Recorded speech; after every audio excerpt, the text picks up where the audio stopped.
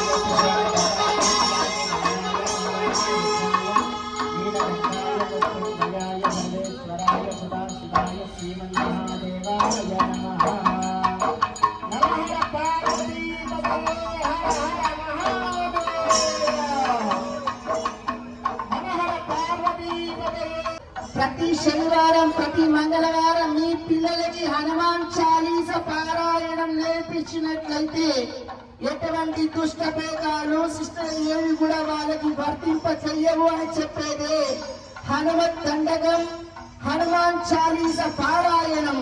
అటువంటి పిల్లల్ని క్రమశిక్షణ మార్గంగా పెట్టి హనుమంతుల వారి అండదండలు చూపించి హనుమంతుడే రక్షణగా గావించి ఆంజనేయ స్వామి వారిని ఆరాధించినట్లయితే ఈ పిల్లలకి హనుమంతుల వారి అండదండలు కలగాలని ఆ అమ్మవారి ఇస్తున్నటువంటి హారతి హనుమత్ హారతి.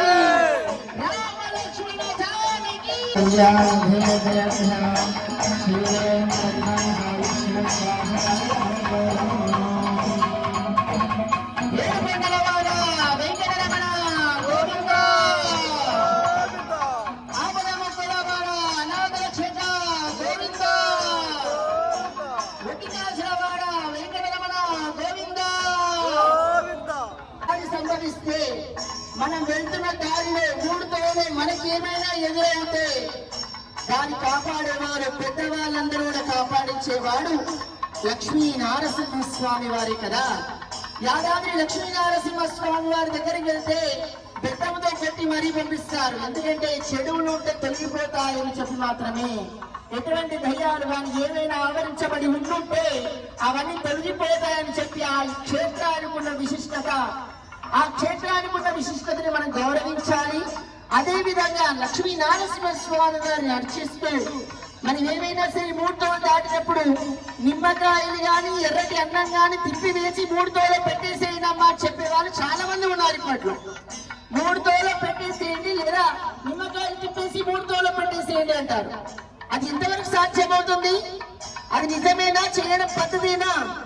మీరు పెట్టినటువంటి ఎర్ర అన్నం కానీ ఏదైనా నిమ్మకాయలు కానీ మూడుతోలు పెడుతుంటే నా పిల్లలే దాటుతుంటే నా పిల్లలే గరిష్టమైతే మీ పిల్లలు బాగుంటారా? మీరు బాగుంటారా? అది కరెక్ట్ కాదు. ఏదైనా చెయ్యాలి అనుకుంటే నీళ్ళల్లో వేయండి. నీళ్ళల్లో వేసి ఏ దోష ప్రక్షాళన కూడా ఉండవు. మూడుతోలు వేసి ఇంకా 10 మందికి ఇబ్బంది పెట్టి ప్రయత్నం చేస్తే మనకి ఇబ్బందులు తప్పవు అని చెప్తూ లక్ష్మీ నారసింహస్వామి వారి అనుగ్రహం కలగాలని సింహవాహిని అమ్మవారికి నృసింహహారతి సమర్పణం.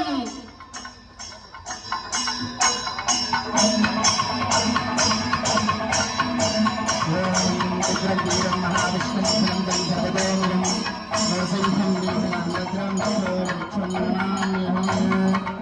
లక్ష్మీ నరసింహ భగవాన్ కీ యాదాద్రి లక్ష్మీ నరసింహ భగవాన్ కీ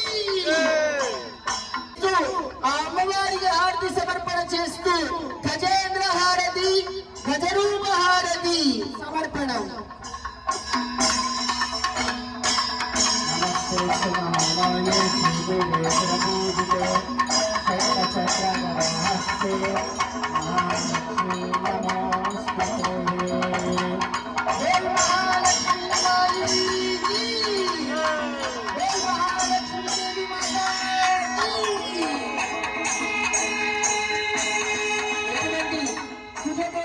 ఇక్కడ వచ్చిన వాళ్ళ భక్తజనులందరికీ కూడా ఆ యొక్క సుబ్రహ్మణ్యేశ్వర స్వామి వారి వాహనం మయూర వాహనం.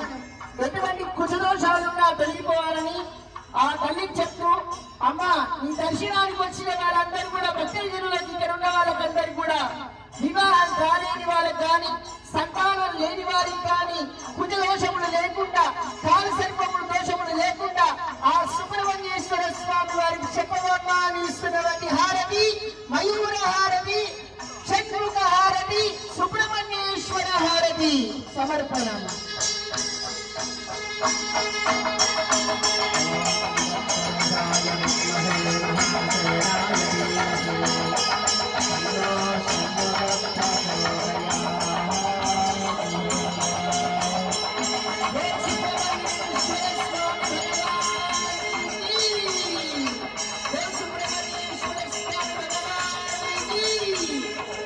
పెట్టినటువంటి అర్థాలు మాత్రమే అని గమనించాలని 7వ నెంబర్ 7వ సంఖ్య విజ్ఞానాన్ని పెంచేవంటి సంఖ్య అవుతుంది, తేజగ్రహస్థమైనటువంటి సంఖ్య అవుతుందని తెలియజేస్తూ 7 ఎప్పుడు అవమానించకూడదు అని చెప్తూ ఇస్తున్నటువంటి హారతి సప్తహారతి.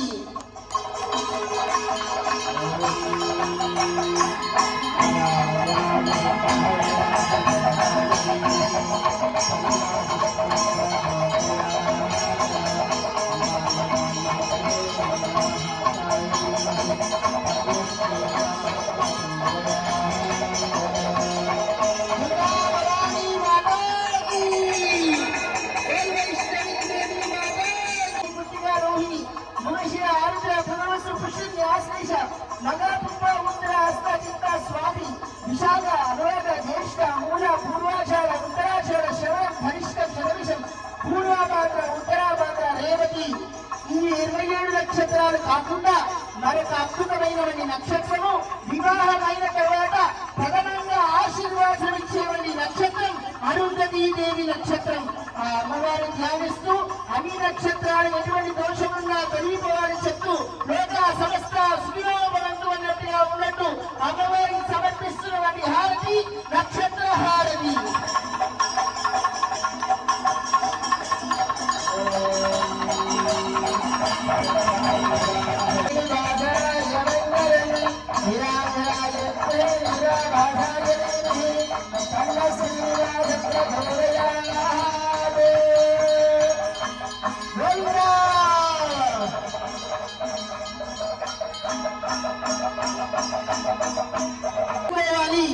ఆ విధంగా నడిపిస్తుంది ఇప్పుడున్న యువ సమాజం.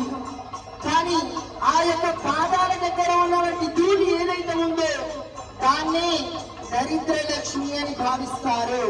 ఆ 9వ అమ్మవారి లోపల కూర్చొని దరిద్రానంతా మూట కట్టుకునే ఉంటుంది అమ్మవారు. కనుక ఆ దరిద్రం పోయడానికే ఇంట్లో ధూపం సాంబ్రాణి వేయిస్తూ ఉంటారు. అటువంటి ఆ ధూపానికి సమర్పిస్తూ దరిద్రానంతా తొలగించవమ్మా అని ఇస్తున్నటువంటి హారతి ధూమ్రలేచన హారతి ధూపహారతి. ఓం ఓం త్రియాధ్యాయం సర్వరోగాం భగవతే ఓం తద్బ్రహ్మ ఓం తద్వాయుః ఓం తదాత్మా ఓం తత్సత్యం ఓం తత్సర్వం ఓం తత్పూర్ణమః అంతఃసర్వభూతేషు ఛాయాం విశ్వమూర్తిషు త్వం యజ్ఞస్తమత్కారస్త్వం ఇంద్రస్త్వం రుద్రస్త్వం విష్ణుస్త్వం బ్రహ్మస్త్వం ప్రజాపతిః త్వం దదాపో జ్యోతిరసౌందరం బ్రహ్మభూర్భువస్ఫురం ఏకదంతాయ విద్మహే వక్రతుండాయ ధీమహి తన్నో దండి ప్రచోదయాత్ తత్పురుషాయ విద్మహే మహాదేవాయ ధీమహి తన్నో రుద్ర ప్రచోదయాత్ కాత్యాయనాయ విద్మహే కన్యకుమారి ధీమహి తన్నో దుర్గి ప్రచోదయాత్ ఇది వేదోత్తర మంత్ర దివ్య మంత్ర పుష్పాణి సమర్పయామి ఓం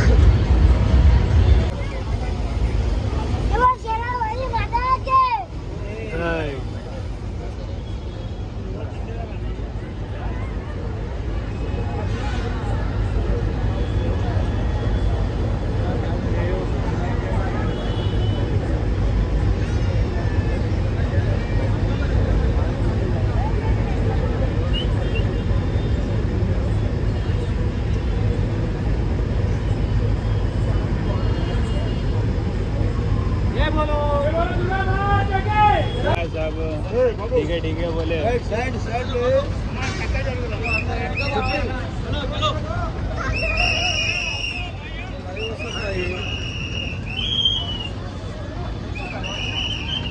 వాటర్ దగ్గర పడుతుంది పక్కన